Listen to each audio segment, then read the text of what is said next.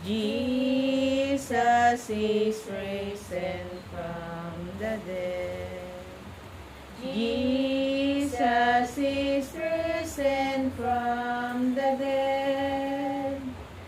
Jesus is risen. Jesus is risen. Jesus is risen from the dead. Ang mabuting balita ng ating Panginoon ayon kay San Mateo. Papuri sa iyo, Panginoon.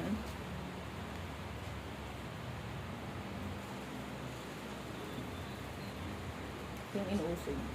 Mga pag-uusig na darating. Ngayon, sinusubo kayo na parang mga tupa sa gitna ng mga asong lugar. Maging matalino kayo, gaya ng mga ahas, at matapat, gaya ng mga kalapati. Mag-ingat kayo sapagkat may mga taong magkakanulo sa inyo sa mga hukuman at hahagupitin nila kayo sa mga sinagoga. Dahil sa akin, ihaharap kayo sa mga gobernador at mga hari at magpapatotoo kayo sa harapan nila at ng mga hintil. Kapag nililitis na kayo, huwag kayong mabalisa tungkol sa sasabihin ninyo o kung paano ninyo sasabihin. Pagdating ng oras, ito'y ipagkakaloob sa inyo, sapagkat hindi kayo ang magsasalita, kundi ang Espiritu ng inyong Ama ang magsasalita sa pamamagitan ninyo. Ipagkakanulo ng kapatid ang kanyang kapatid upang ipapatay. Gayon din ang gagawin ng Ama sa kanyang anak.